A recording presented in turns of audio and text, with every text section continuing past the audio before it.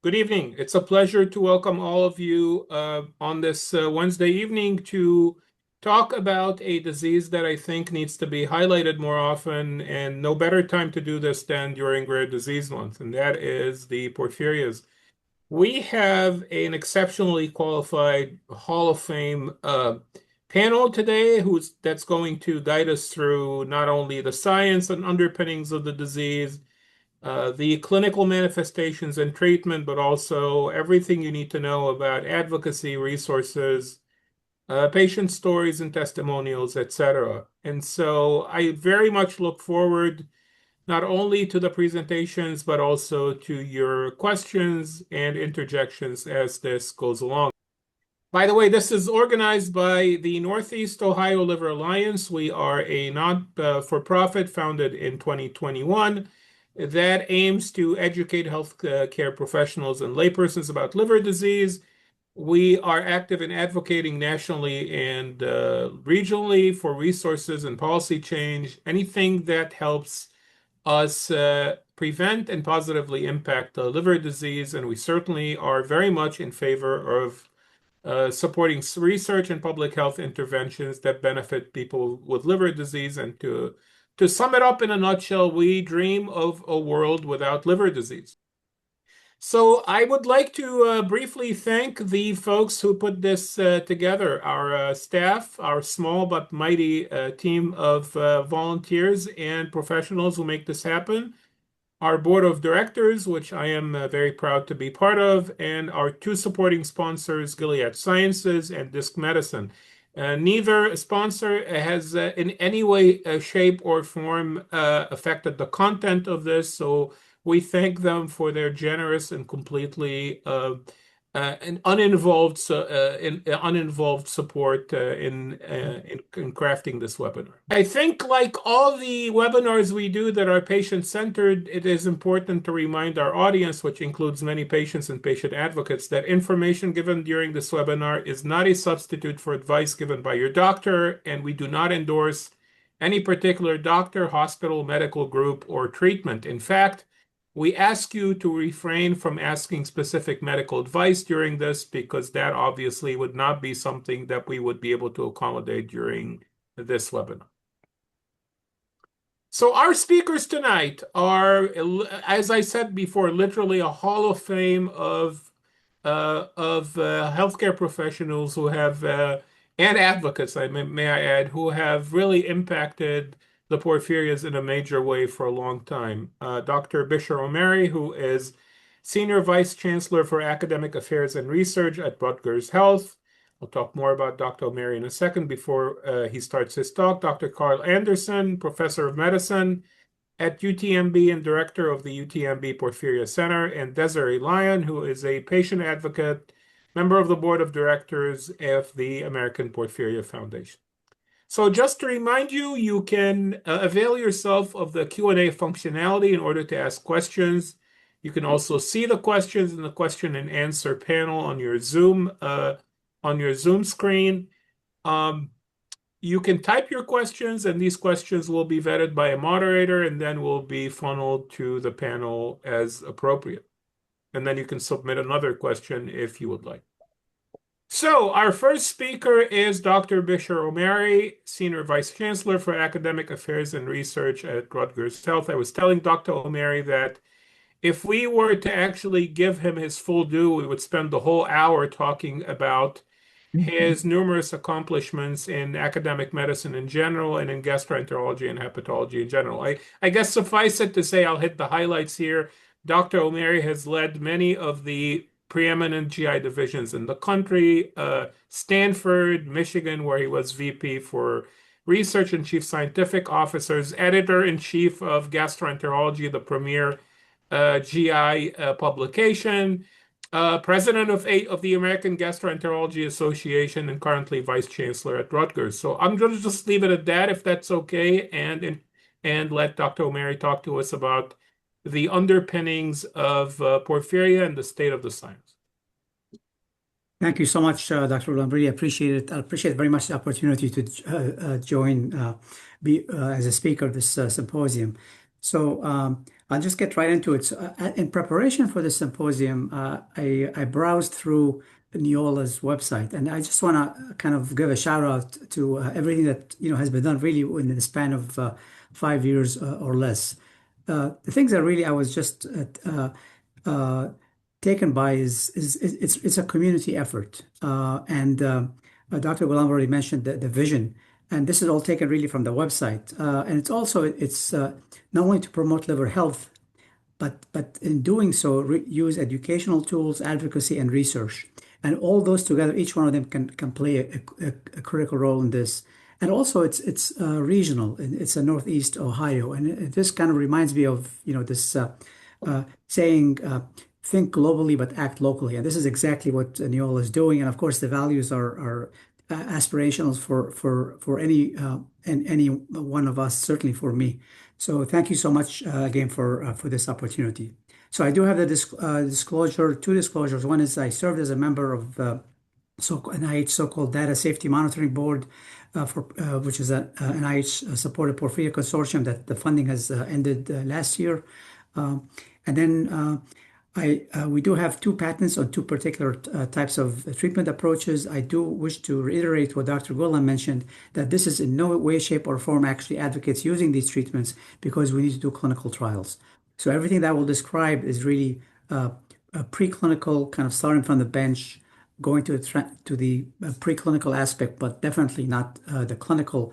But we're very excited about this because it could have potential clinical applications. So I'll just give a very brief outline of kind of how we got into porphyria in the first place, and then talk about one drug repurposing approach, and then talk about the second one, and you'll hear more about those as we go on. And then just close with one takeaway slide. So for more than, I would say, 35 years or so, we've been working on this family of proteins called intermediate filaments. And those of you who might remember from maybe a cell biology class you've taken and so on, or maybe you've done research yourself that involves cytoskeletal proteins, it's one of the three major families of cytoskeletal proteins that kind of give the shape and the mechanical integrity of the cell and allows things to go in and out of the cell. And we've studied those. It's a large family, more than 70 family members. And we worked on the ones that are in blue, the so-called keratins and lamins. We wrote a review of more than 20 years ago now, and at that time, just really covering the diseases that are associated with these proteins. Most of them are inherited high penetrance, meaning if I have the mutation, I'm going to, more than 90% chance I'm going to have some aspect of the disease versus predisposition. For example, not a mutation per se, but a smoker will have increased risk of heart disease and so on. Now, fast forward, basically 20 years or so, now there's more than 70 different human diseases that are caused by mutations or predisposed to mutations in this large family of proteins.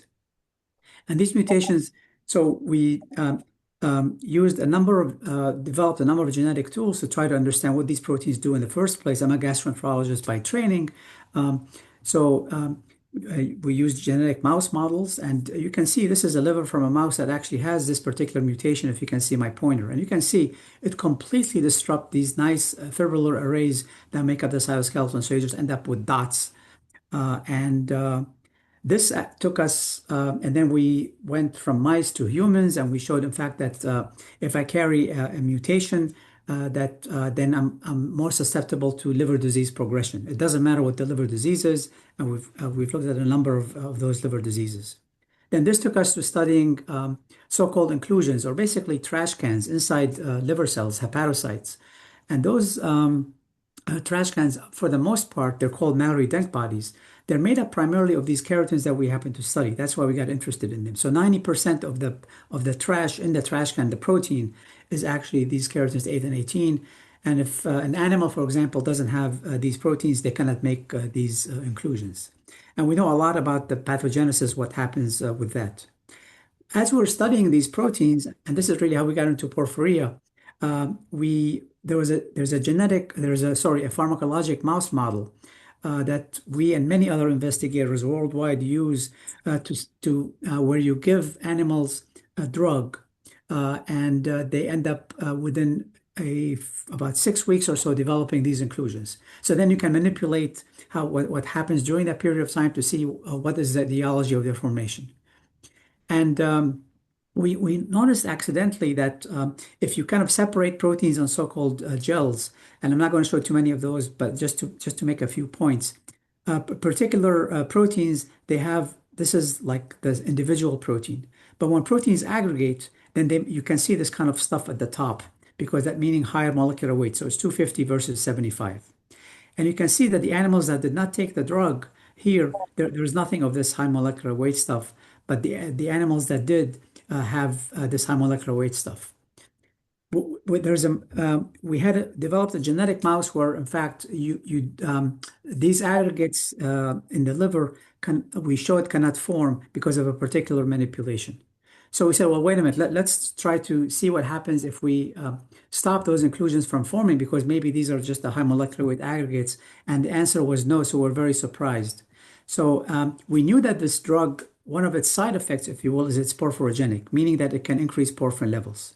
So then there's a commercial animal vendor that carries all kinds of genetic lines. So we purchased these so-called ferrochelatase mice, where there's a mutation in the enzyme that actually puts iron in this in erythropoietic protoporphyria, this porphyrin ring, to make heme. And that's what the problem is in unfortunately patients who have EPP, is that there's a mutation in this particular enzyme. And sure enough, we can see these really high molecular weight species, which indicated to us that somehow, in the context of porphyria, these proteins are aggregated. And we've done quite a bit of work on this, which I won't get into, so we have a pretty good idea what's required for this aggregation. And we also showed, in fact, that this aggregation is really critical in terms of causing damage to the cells. And this is just one little example. So this is from the liver of these animals. And you can see here, normally this is a nucleus, which is a core. That's where all the genetic, where the DNA is inside the cell, most of it. And you can see that this particular protein it's the inner aspect of the nucleus. But in the context, if you look at livers, for example, you stain this protein, you can see it's sort of clumped, it's dysregular.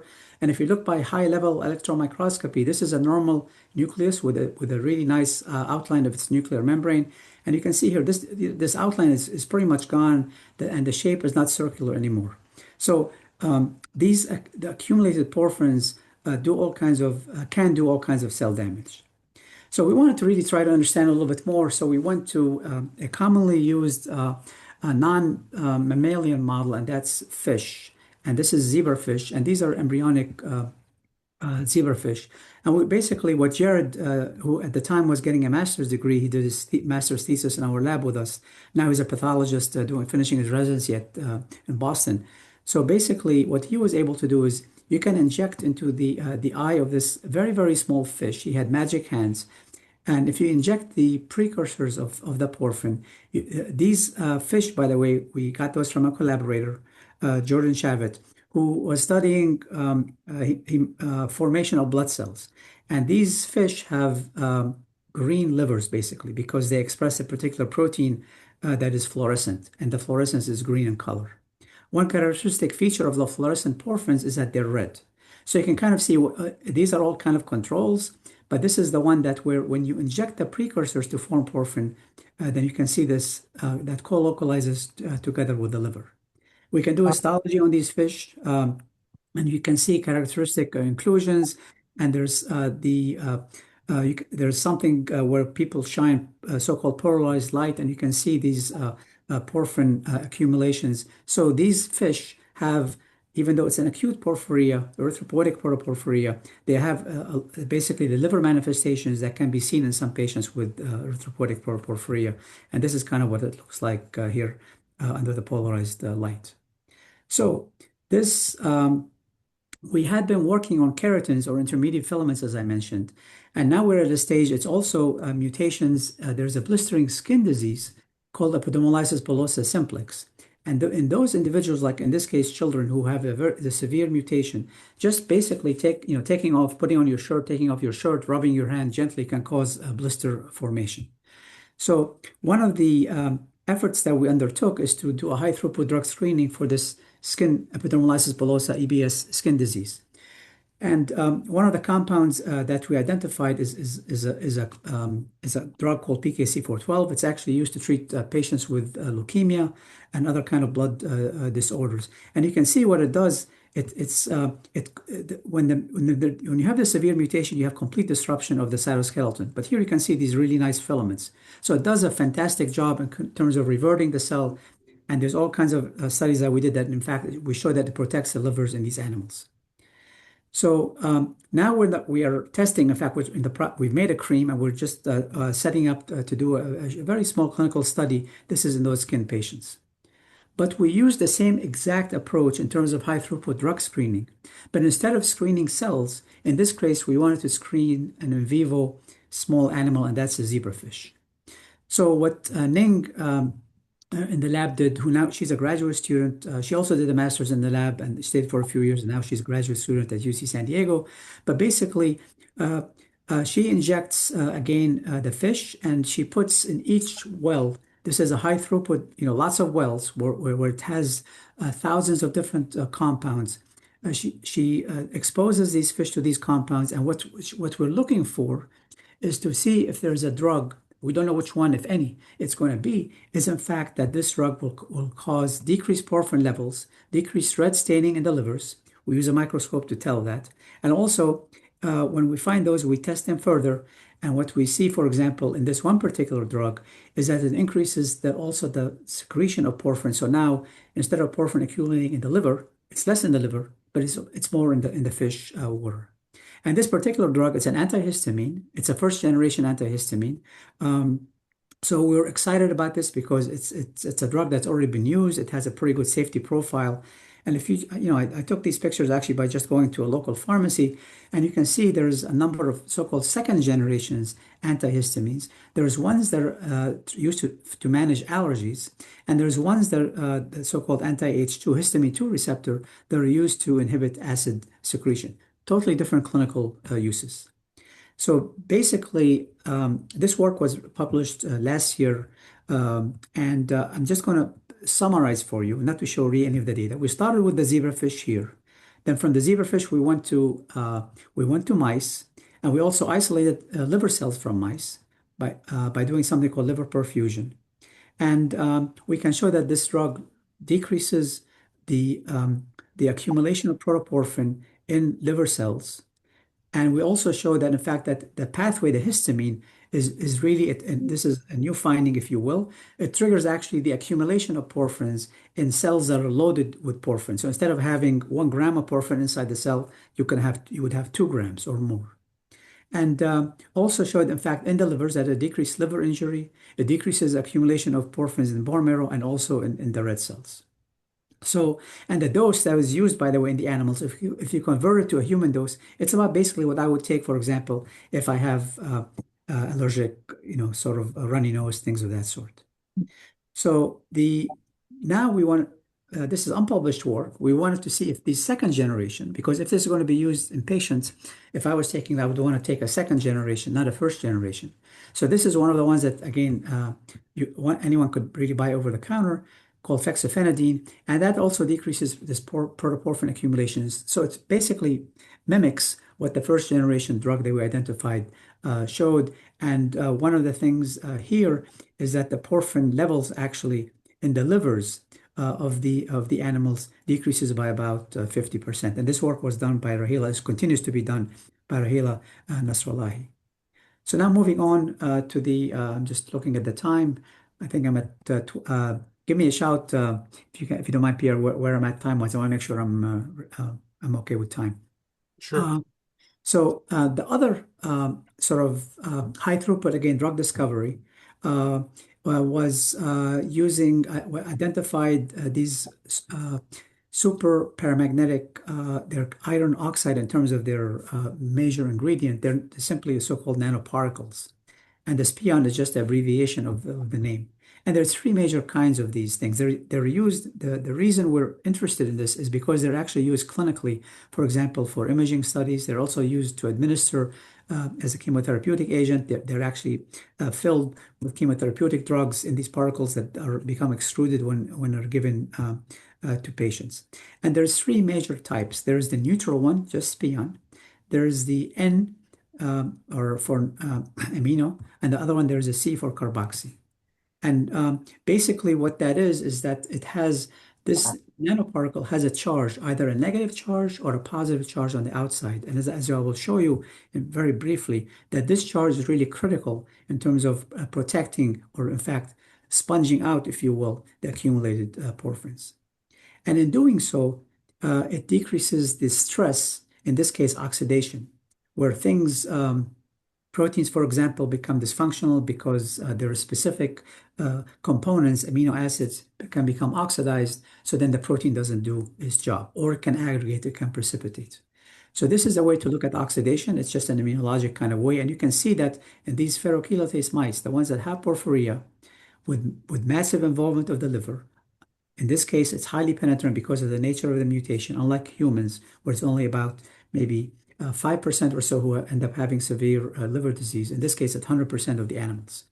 So basically, you can see there's lots of protein aggregation in these animals. That's not in wild type and oxidation. But when we give, in this case, it's given 5 days, daily injections of this particular nanoparticle, you can see there's a lot of decrease. There's also improvement in liver functions and protection in other sort of tests that we did, which I won't have time to show you.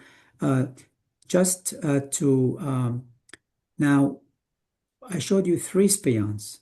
So it's the one that's neutral, the C spion doesn't have any effect. The one that is the amino terminal one is the one that has, of the 3 spions, is the only one that has the effect. And that's an effect whether we look at protein aggregation, for example, or whether we look at oxidation, or whether we look at porphyrin accumulations.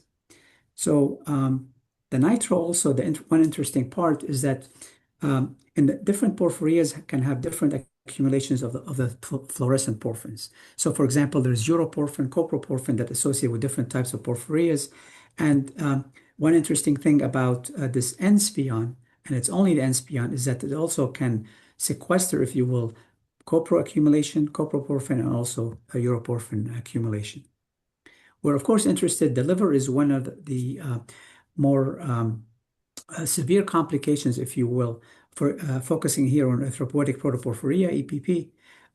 But then, of course, the manifestation that most patients are affected with in several of porphyria is the skin manifestations. And in this case, and this is unpublished work, the N spion in these same animals, if one looks at this ear skin, for example, there is protection of ear skin, for example, from accumulation of porphyrins.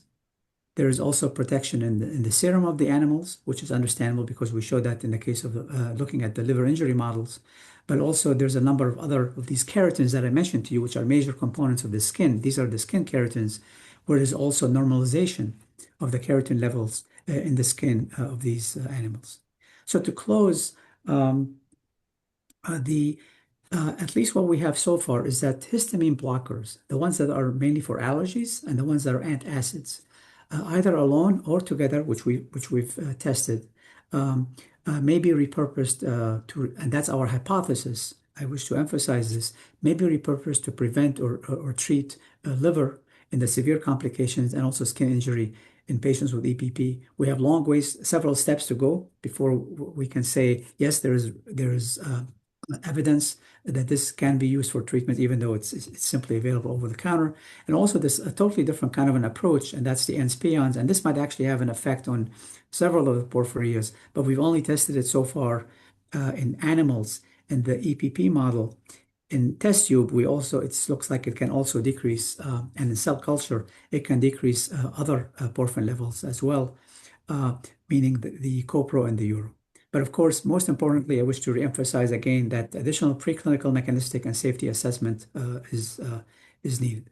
So just to close, I wish to thank, of course, the patients. It's really the patients that motivate us in the lab, in the clinic, to really try to see what we can do to try to help in terms of either a cure or at least ameliorate the symptoms. The caretakers, of course, are absolutely critical in this whole endeavor. NEOLA, of course, I wish to thank them and the organizers, as I mentioned, and American Porphyria Foundation. We're going to hear a lot about this. And the sponsor, Pierre and Mo, thank you so much. And I wouldn't be standing here talking to you over Zoom or in person if it wasn't for the people who have done all the lab work.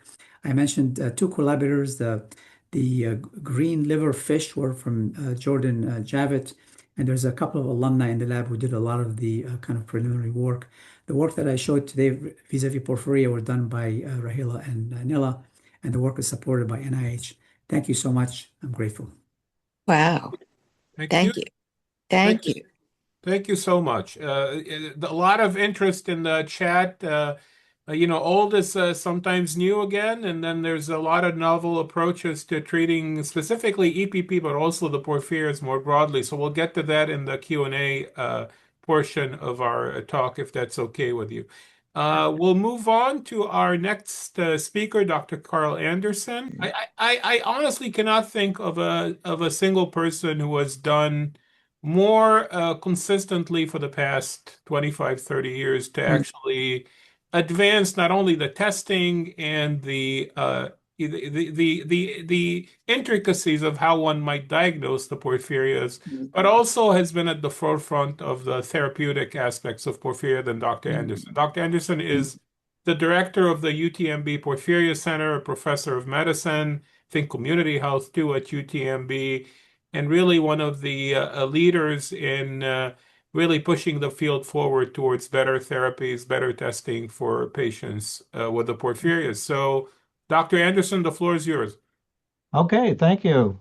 I'd like to briefly discuss the clinical aspects of the porphyrias, which seems rather complicated, but I think it's simplest to regard the porphyrias in three groups because these three groups happen to correspond to the three most common porphyrias, which are acute intermittent porphyria, or AIP, porphyria cutanea tarda, or PCT, and erythropoietic protoporphyria, or EPP.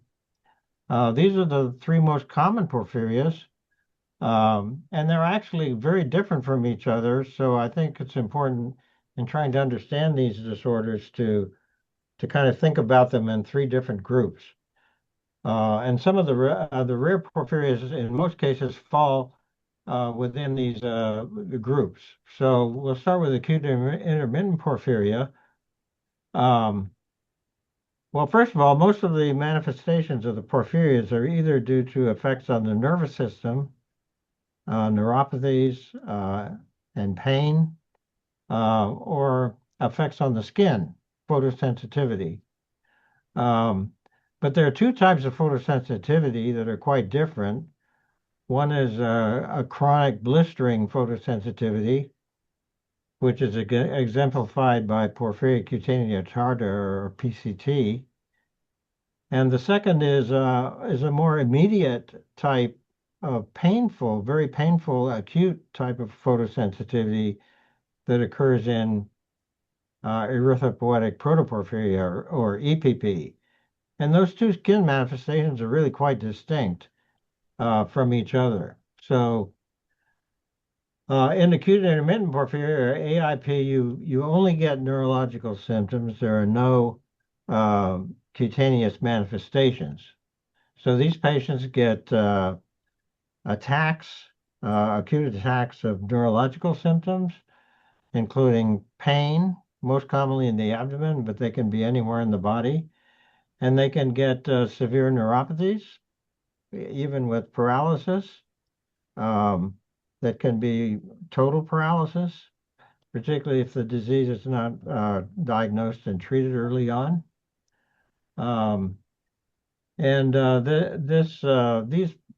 This porphyria is one of the hepatic porphyrias, which means all the trouble is in the liver. If you do a liver transplant, all of their neurological manifestations are cured.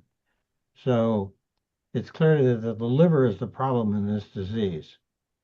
And the disease is made worse by anything that makes the liver make more heme and the precursors to heme, which accumulate in this porphyria. So any drugs that induce cytochrome P450 enzymes, which are abundant in the liver, drugs like phenobarbital, dilantin, will make AIP worse. And certain hormones, particularly progesterone, which has the same effects as barbiturates on the liver, will also make this worse. So many women with these with AIP have problems during the luteal phase of the menstrual cycle when progesterone levels are high. The disease is diagnosed by measuring porphobolinogen, particularly, which is a porphyrin precursor. It's not a porphyrin, so it's important to order porphobolinogen in diagnosing this disease. Porphyrins are also high, so porphyrins can be measured, but they're less specific.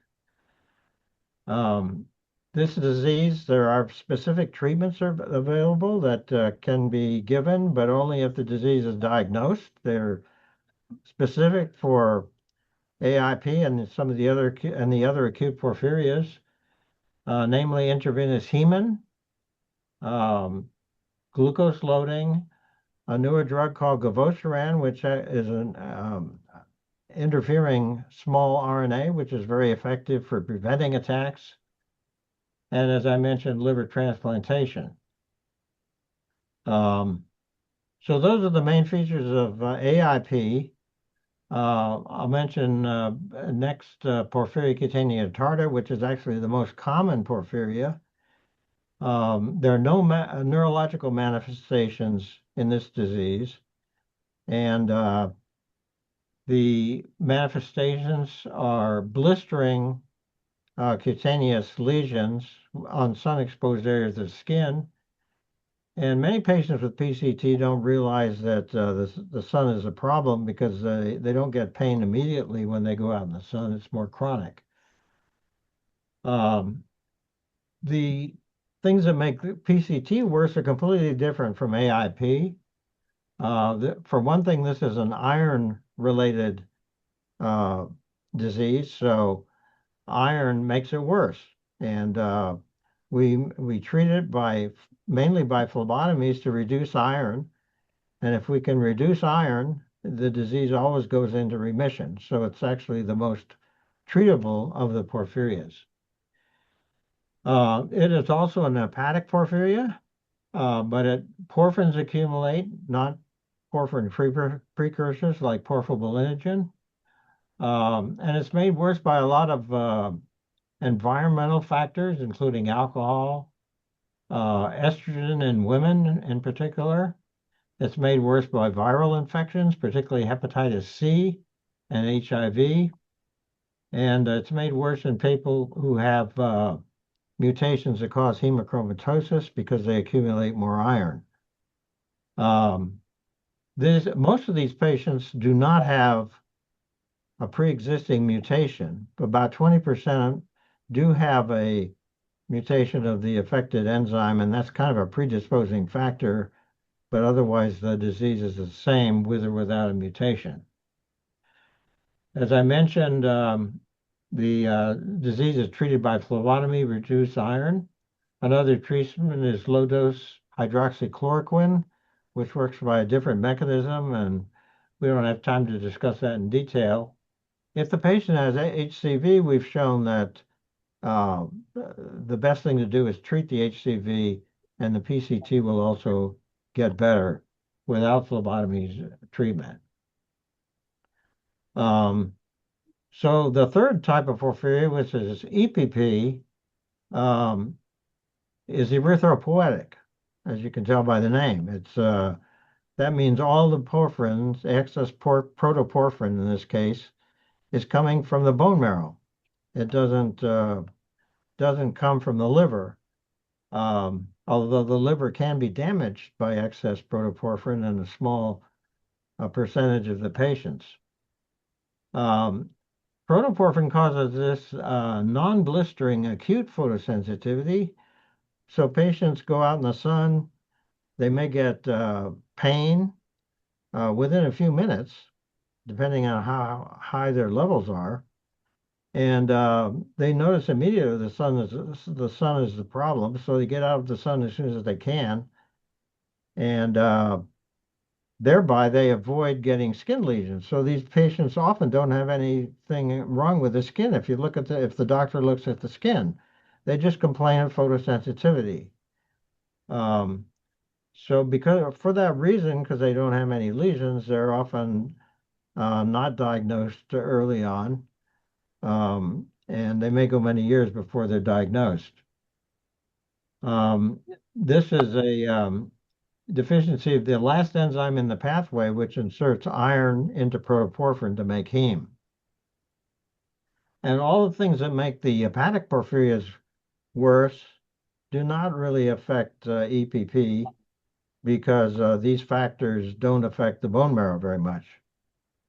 So the treatment of EPP has not been very extensive until recently. People get out of the sun and wear clothes that are protective. Um, so they usually don't be advised to avoid sunlight. They do it themselves. There have been a number of drugs that have been, well, particularly one drug developed, afamelanotide, is on the market, which increases skin pigment, and that's actually very beneficial in these patients. And there's another drug that's being developed that does the same thing. Another drug called bitopertin is being developed, and it actually lowers porphyrin levels in these patients. And in some cases, marrow transplantation can be done, and that can be curative, but it's hard. It's only really done in patients who develop severe liver complications, and there have been these small minority of patients who've required both bone marrow and liver transplantation. Because protoporphyrin is not soluble in water, so it does not appear in the urine. Um, if you want to test for EPP, it's no use to measure urine porphyrins. That's another reason these patients, the diagnosis is often delayed. You have to measure protoporphyrin in red blood cells. And there are a lot of problems at the current with different laboratories who some are not reliable for measuring erythrocyte protoporphyrin. Because protoporphyrin is insoluble, it's actually taken up in the liver and excreted in the bile. And these patients are prone to get gallstones that contain a lot of protoporphyrin. So those are the main features of the three most common porphyrias. I should mention that there are two acute porphyrias which are less common than AIP, where the patients may get blistering photosensitivity, and those patients are sometimes mistaken as having PCT. So there's a little bit of overlap with regard to those porphyrias, particularly variegate porphyria, which actually quite commonly causes blistering skin lesions. And those patients need to be recognized because they do not respond to any of the treatments for PCT.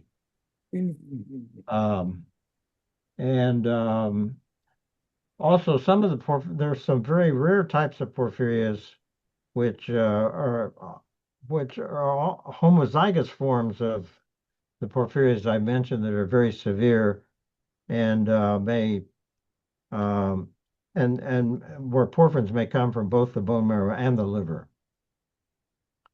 So I think I'll end there and see what questions there might be now or later. Thank you so much. That was an absolute tour de force to just do this extemporaneously, just pretty much cover the porphyrias from A to Z is pretty amazing. There's a lot of questions both for Dr. Omary and Dr. Anderson that are filtering through. Maybe we can save these to the end during our panel discussion. And we'll get to that in a few minutes. Our next speaker, our next panelist is Desiree Lyon. I think the best way to introduce Desiree, who I've known for a while now, is if you happen to have any of the porphyrias and you live anywhere in the continental United States and Hawaii probably, or the world, you've probably either talked to Desiree or heard of Desiree. I think that is truly the scope and magnitude of Desiree's advocacy effort on behalf of persons with porphyria, both as an advocate and also as a patient who has a lived experience. So I'll cede the floor to Desiree to tell us more. Thank you. Thank you. Desiree Lyon with the American Porphyria Foundation, and I have acute intermittent porphyria. Interestingly, before I start on my case, I'll just have to say that we started the APF in Ohio.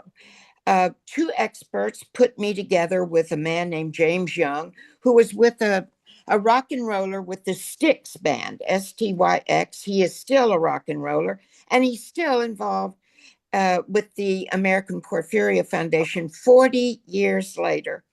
The two of us began a journey we thought was going to have maybe 100 or 200 patients, and we now have 19,000 something in 120 countries. So I'm proud to say it's been a wonderful walk with James, and what I thought was going to be somebody who wasn't serious about porphyria, he loved his wife so much that, and she had porphyria, that he wanted to do whatever he could to help. And the APF is the birth of that great love. My own case, I started out with symptoms at puberty, like many porphyria people. And it got worse and worse and worse. And I was just a teenager with a bad menstrual cycle, and don't listen to her. The attacks got worse, and at age 18, I ended up in the hospital. And the outcome of that was to my parents, I was a hypochondriacal, really overly dramatic about my menses. Home I went with no diagnosis. Now, I don't ever blame doctors, because there's 8,000 rare diseases, so I hear. And how can anybody know that? And the symptoms are so vague: abdominal pain, rapid pulse, heart, arm and leg ache. I mean, very generic. Well, things got good for 4 or 5 years, and I thought, this is over with. No more problem for me, until it came back with a vengeance. I went to every kind of ologist known to man: urologist, neurologist, gastroenterologist, endocrinologist. If it had ologist at the end, I saw you. And everybody had the same answer, because unless you do porphyria specific tests, you're not going to find out about porphyria. So what the end of each one of these appointments was, little pad, can I make a psych appointment for you? You want to see the psychiatrist, the psychologist? Well, I was a very confident woman. I didn't have any problem knowing that there was something truly wrong with me, and it was not in my head. We just finished a documentary recently called It's All in Your Head. And the reason is because that's what's been indicated to many, many patients. And I was one of them 13 doctors later. Finally, I decided I'm not going to see doctors anymore. I'm just going to die with this, because I knew that if I had this much pain, there was something seriously wrong. The pain was agonizing. The symptoms were indescribable. When I vomited, it wasn't just vomit. It was just horrendous vomit. I had diarrhea. I had constipation. I had urinary problems. I had dark urine. I'd look and see this bizarre looking urine. I had leg ache, arm ache, stomach ache, headache, ache, and horrible, indescribable pain, unrelenting pain. And then it would go away, making my case even more bizarre. Well, one day, one of my friends, who was a very fine doctor, and I wouldn't go to him because I didn't want the stigma of him telling me there was something wrong with my mental state. And he said to me, you know, you're a metal color. You're metallic gray. Do you want to come and see me? And I started crying. Did I want to come and see him? Yes, I said. And I was there the next day. He found that I had little seizures and he gave me some Dilantin. Pharmacogenetic diseases, porphyria, so unsafe drugs will cause tremendous trouble. And I was in tremendous trouble. I began screaming pain. I began seeing my friends floating in the air. I even said to the doctor, I know it's not real. I know these are hallucinations, but do you see that wolf right there by my stretcher? He knew we had big problem. Then my organs started shutting down. I had to be catheterized. I was crying out, God, please take me, please. I can't take this pain anymore.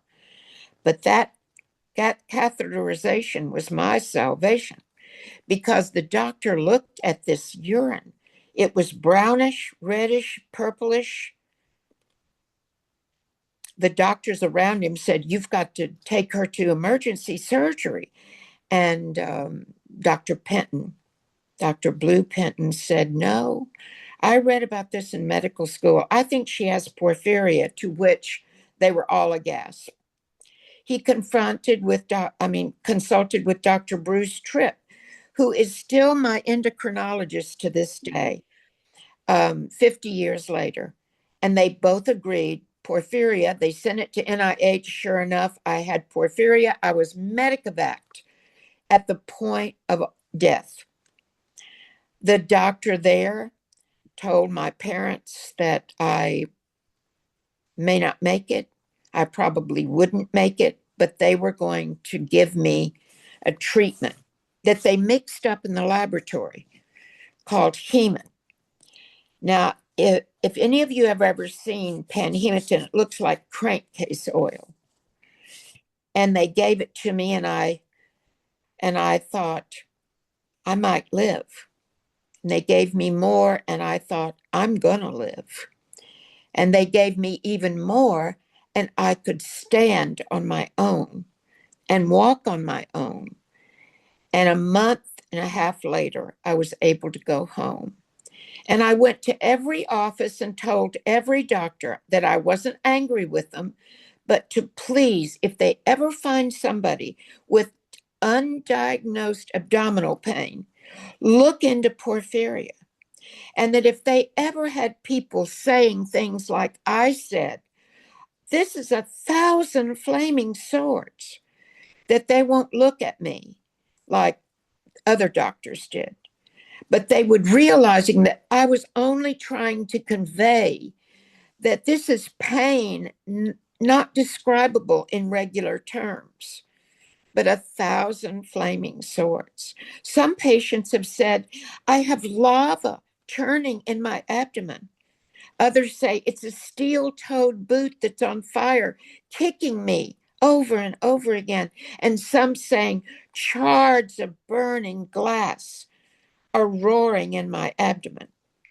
These are not regular descriptions of pain.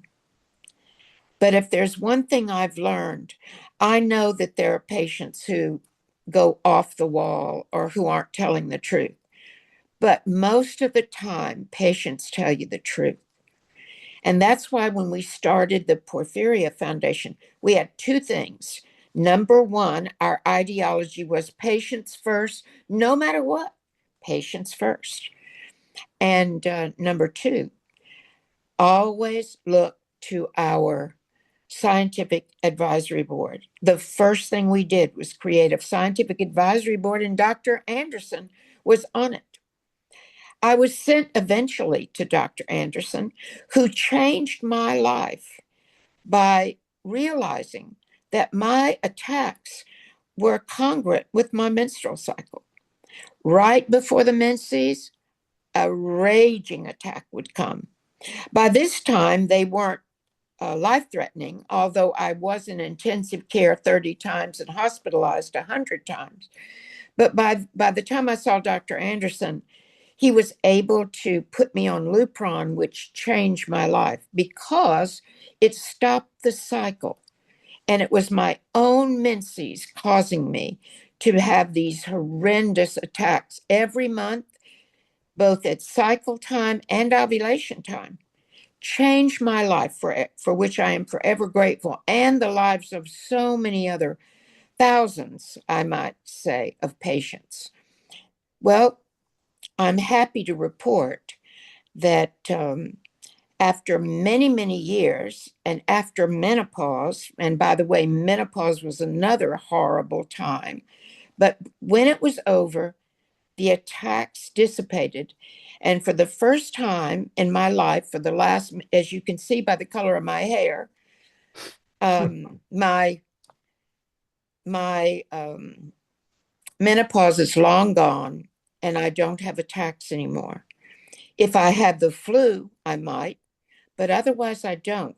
So I do tell women there is one good thing if you have porphyria ahead of you in these times of freedom from attacks.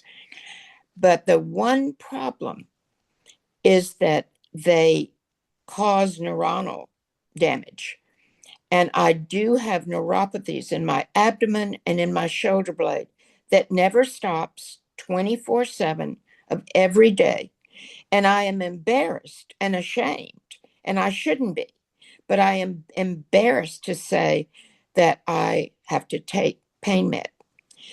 Now, that stigma is terrible, and it's demeaning because I was called a drug seeker and I was called a hypochondriac and all those names that patients get put on their records when they're in such pain.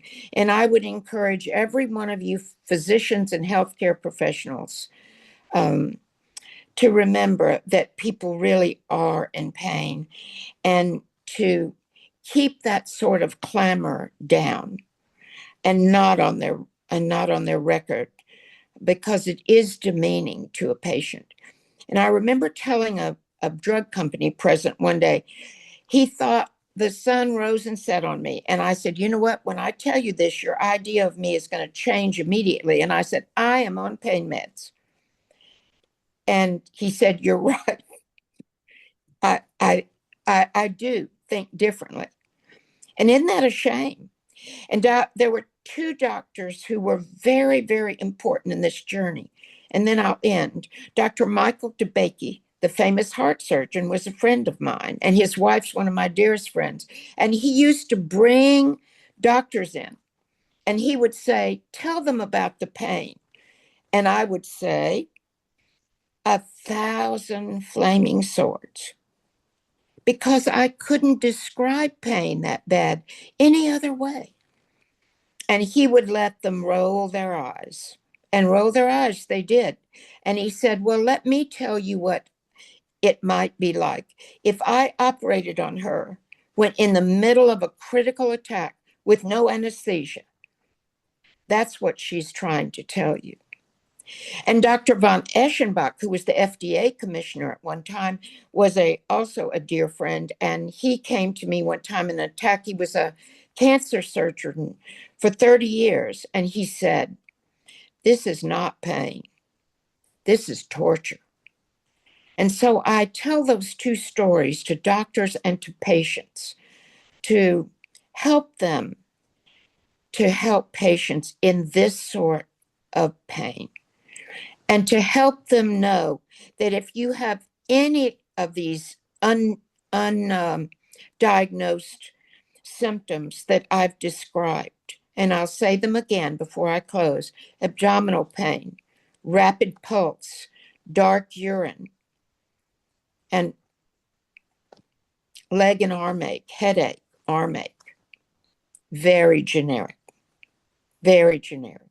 But isn't it wonderful that we've got Heman? And by the way, I'm proud to say that I got the FDA Hero Award for helping facilitate Heman as the very first orphan drug. And then I'm also proud to say we now have Givlaari, which is a wonderful treatment. So 2 treatments for acute porphyrias. We have Scenesse for EPP, and as they describe, bitopertin and the Tanabe drug. Isn't it great in all these years because of the Orphan Drug Act? And I'm happy to say I was involved as a pioneer in the Orphan Drug Act. Every person can be an advocate. And I thank Dr. Gholam for this opportunity to be able to share with you tonight just a little bit of my journey and the great impact of the American Porphyria Foundation. Thank you. Thank you so much, Desiree, for this impactful and emotional. Really, I think anybody who listens to this gets a pretty full understanding of the plight of the patient with AIP and EPP, I might add, especially if they're not diagnosed and getting good care. So one of the tasks of a good moderator is to prepare some questions for the audience, for the panelists ahead of time. But in this case, that's not necessary because, my God, we have an avalanche of questions from our audience this evening to all 3 panelists. I mean, we could spend literally an hour answering questions, but we're not going to do that. I'm going to take some prerogative with the permission of our panelists and maybe add 10 minutes to this webinar just to answer some of these. I think we can't answer all of them. So I think one question which I had in mind, and maybe Desiree, you can start us off, is one questioner is asking, what is the journey? What is the typical journey of a patient you encounter, because you've encountered probably hundreds, if not thousands of them, from symptoms to diagnosis? And I'm sure Dr. Anderson can chime in on that with his clinical experience too. But well, I'll just say first, the average diagnosis to porphyria is 15 years. I spoke with a woman yesterday. It took her 31 years to get diagnosed. Misdiagnosis is part of the journey. It's part of the journey of every porphyria patient. And as I noted, if doctors will look at some of the patterns, the dark urine and so on, I think they will change that considerably. And webinars like this will change the whole scene tremendously. Yeah, somebody just chimed in and said it took them 48 years to get diagnosed. I believe Whoa. it. Yeah, well, I believe it. Dr. Anderson, your thoughts? With me. I'm sorry, go ahead. I think that's true, and I think we need to recognize that that is not satisfactory. Right. Not what we want. There are patients, a few patients, who get diagnosed during their first attack, and that's sometimes I think we ought to describe that more often than the unsatisfactory long duration and long history that many patients have, because the basic problem is there's not enough testing done. You cannot diagnose AIP unless you test for it, and what doctors test sometimes because they think of a disease. Sometimes they test even though they don't think very much about a disease, where they may not have a high index of suspicion. Exactly. And that doesn't happen with AIP for some reason. Dr. Omary will agree with me that there's some rare liver diseases, and we test every patient with any kind of liver disease for those rare diseases, like Wilson disease, which is much rarer than AIP. And but for some reason, if you look at guidelines for abdominal pain, you don't find mention of porphyria. Or if it's even mentioned in passing, they don't tell you what to do. So the problem is we keep telling people to think, but I'm not sure that's the best strategy. We need to get people to test.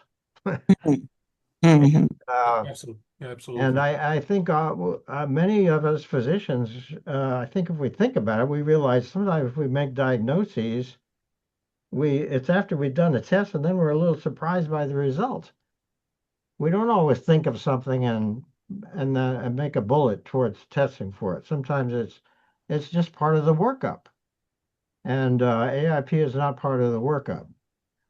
And sometimes we worry, well, the test is not very available. Um, well, the test is available if people request it. Mhm. Like in our hospital, if I order a ceruloplasmin for Wilson's disease, which is the test result comes back always the same day Yeah. because so many people are ordering that test Yeah. that the Department of Pathology makes it readily available. Right. Yeah. Absolutely. I can't agree with you more.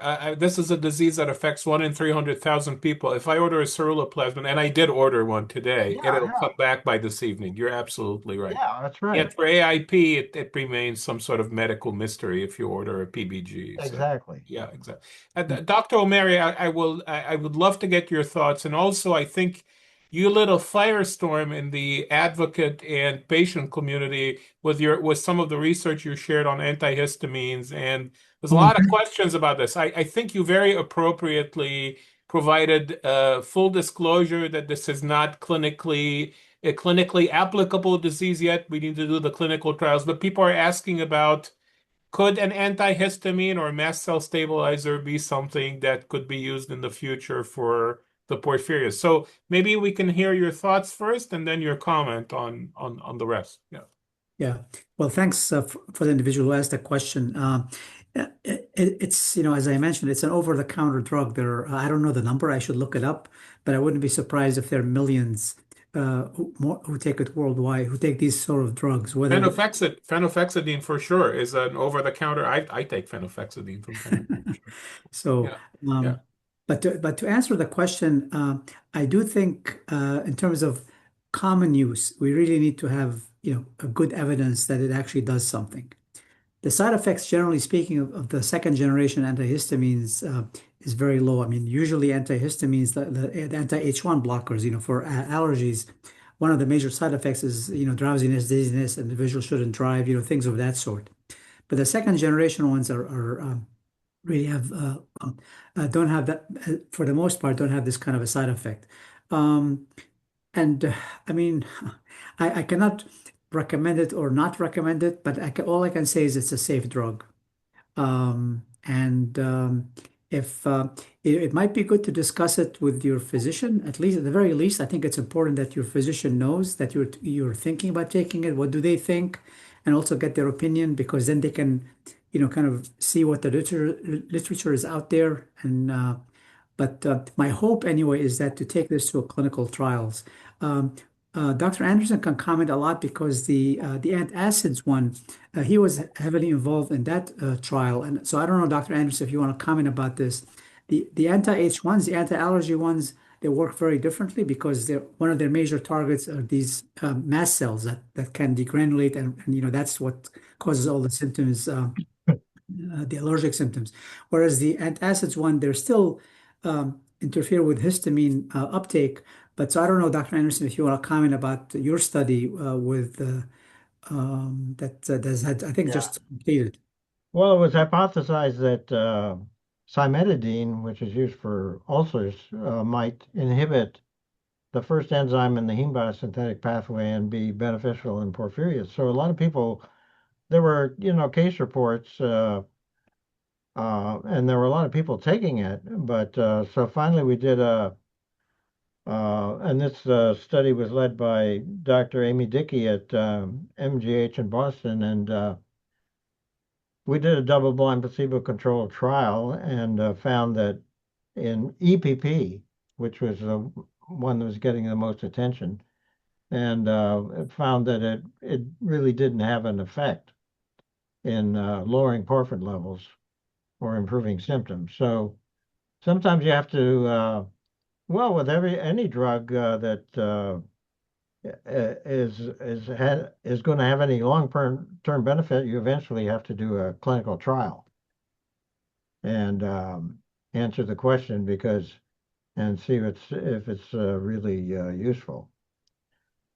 And it's very encouraging that particularly in EPP in the last few years, last 5 or 10 years, there have been a number of companies developing new treatments, some of which we've already mentioned.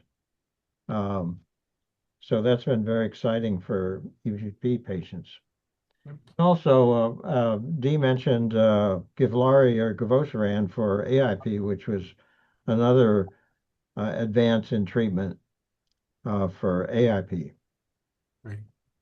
Another question that came through a few times, and obviously not related to any specific patient, but just generalities. And Desiree, you could probably weigh in on this because you get these calls all the time, and maybe we can ask Dr. Anderson to weigh in too. So there are patients who get tested. They have PBG levels that are not off the charts.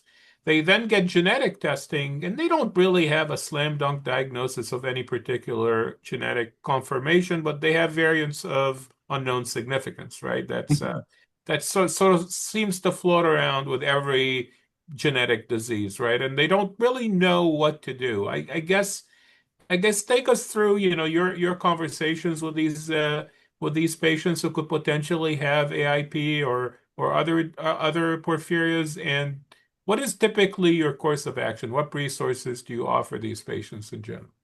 Well, the APF has a very comprehensive doctor packet that would, if a doctor would take this packet, he could be able to diagnose and treat. And of course, we have the issues with the varying test results. There have actually been people who have had negative DNA but positive PBG, and I mean very high PBG. That doesn't happen often, but it happens, and vice versa. People who have positive but low PBG. But I kind of would, if you don't mind, would also like to mention here what some of the barriers are. And Sure. you put that question, and it really goes with this. And I think rarity and low clinical awareness, that's a barrier. Variable symptoms, like some people have all this and some people don't. That's adding the skin issues. Improper, as Dr. Anderson said, and incomplete testing to me is a barrier. Testing not done during an attack. If sometimes the doctor will test the urine and they'll say your PBG is low, but they haven't had an attack for 6 months. Psychiatric labeling. When you get that psychiatric label in your record, that's going to be a big barrier to even get further testing. Sure. What I call fragmented care, because patients are seeing a gastroenterologist, a neurologist, a dermatologist, and so on. So that's a barrier. And then, of course, insurance costs. But I would like to also see some really great algorithms. I think that would help. Symptom fluctuation. This very same person who has all these symptoms with low PBG or high PBG all of a sudden has no symptoms. Sure. Dr. Anderson, your thoughts on VUS and symptoms and PBG and all that salad of diagnostic and genetic testing?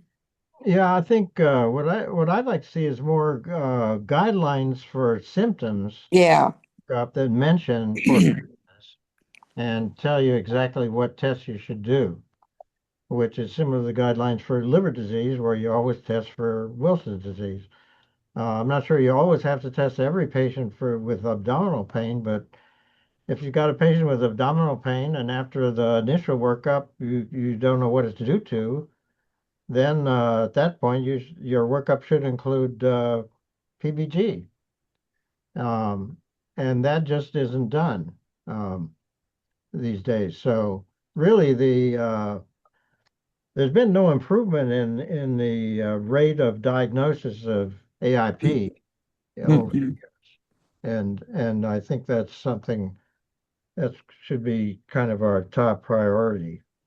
I think genetic testing helps a lot. I think now genetic testing has improved, so they don't miss very much. But the biochemical testing is still problematic because well, there are lots of problems, but related to AIP, if nowadays people use mass spec, which is a lot more sensitive. So all of a sudden, the normal range has dropped Mm-hmm. like tenfold, not a little bit, but tenfold. So uh, there are levels above that newer lower level of normal that are elevated that we don't know what they mean Sure. because laboratories can just they can change their normal range anytime they want, uh, and they don't have to prove anything um, before they do that. So we have to be aware that I think we need to talk more about what actual levels are, not fold increases, because in all other aspects of medicine, we don't talk about fold increases in cholesterol or glucose or hemoglobin A1C. We talk about absolute levels. Right. And yeah, and I think we need to do that in porphyrias as well, Right. because these are things we can measure. So we need to talk about actual levels. Right. Dr. Omary, you have your hand raised, and also, you were AGA president not so long ago, so maybe you can chime in on what can professional societies, leading professional societies like AGA do to perhaps increase awareness through guidance or through other interventions. Please. Yeah. Well, certainly, one of the reasons I'd like to thank you for allowing me to participate in this is because I will now actually have conversations with the major GI societies, all four of them, because the one that focuses on liver disease, there's liver complications. So I think all major four, let's say there's four of them at least that one can think of easily, to try to think a little bit about how to approach this, because I think we've had a fantastic conversation and really talking to patients, talking to Desiree, who's also involved with the APF. Desiree, I was going to ask you one question. I mean, you mentioned, for example, and maybe Dr. Anderson or others can chime in. There might be patients who have very high levels of PPG, uh, uh, and yet let's say they don't have any symptoms, but they have minimal symptoms. It just happen to be picked up. I mean, I wonder if a registry could actually be established, because one of the aspects one can think of from building a hypothesis is that there are, and this I'm familiar, for example, with some of the keratin-associated diseases. There are so-called genetic modifiers. So that, for example, the same mutation, if I have it, I can have two different kind of keratin-associated diseases with totally different, kind of presentations. So and then I would welcome Dr. Anderson's thoughts about this, but I would think that porphyrias are no special case in many ways. They are a rare disease like all other rare diseases, but there also might be specific genetic modifiers that could actually end up being targets for therapy, depending on what it is. And that's, to me, seems to be a black box. Well, Yeah, I also might add to that, it's very interesting that within a family, all of them will have the genetic mutation, or half of them will have the mutation, and yet some never have a symptom. I mean, what is all that about? Yeah. yeah. I think I think there must be modifying genes because some people with the AIP mutation get sick and they may have a sibling who's even the same sex who Right, doesn't, who never right, gets sick. And right, so what's the difference? So the penetrance is not clear. I mean, it's been found that actually AIP mutations are found in something like 1 in 2,000 in the general population, which is actually pretty high. And based right, on calculation, people have said, well, penetrance may be only about 1%. But in fact, when people study families and actually work up people and ask, try to diagnose other family members, they found that penetrance seems to be maybe like 20% or 30%.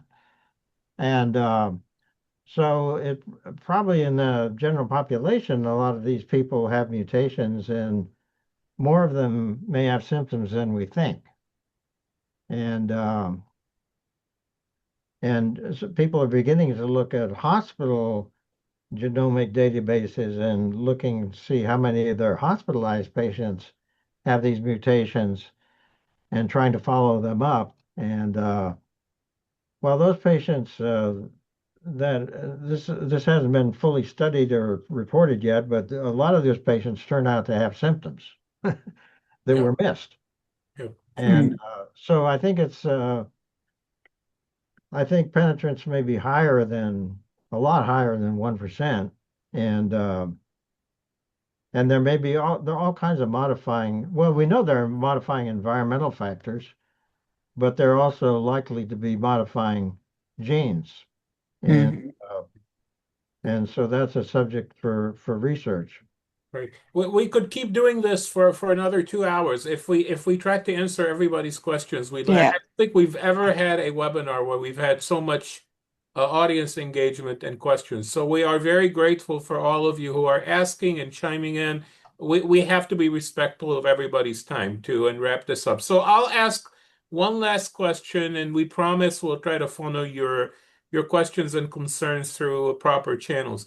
Maybe we'll start with you, Desiree. If you were to think about your Porphyria wish list, Mm. what would it be? Tell us what your wish list is for the future.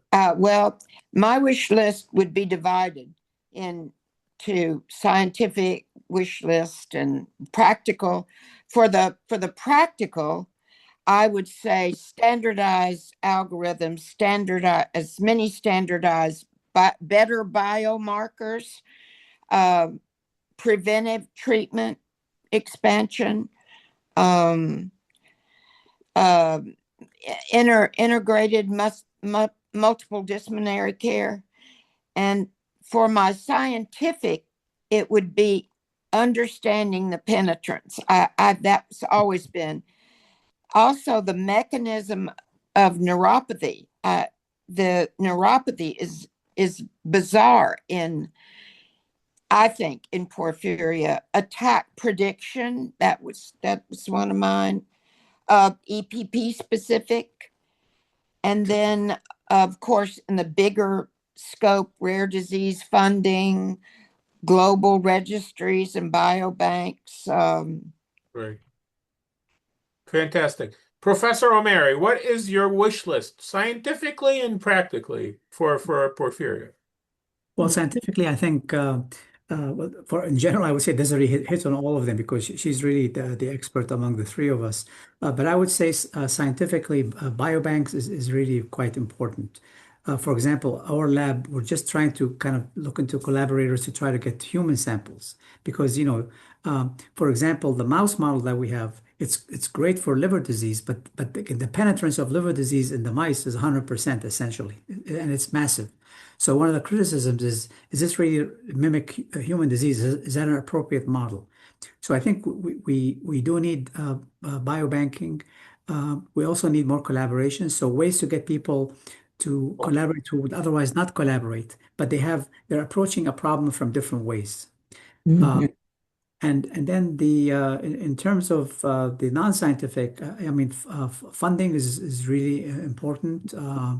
And I would say the advocacy, I mean, what Desiree is doing and more patients working together to try to Mhm. get even more. I mean, Desiree, you mentioned, Dr. DeBakey, he's like a hero of mine. I wish I would have met him. But, having people like that who can really kind of create opportunities, bring in resources, I think those that would be my wish list. I'll call you one day and tell you Dr. DeBakey's stories, like eating dinner every night with General Patton.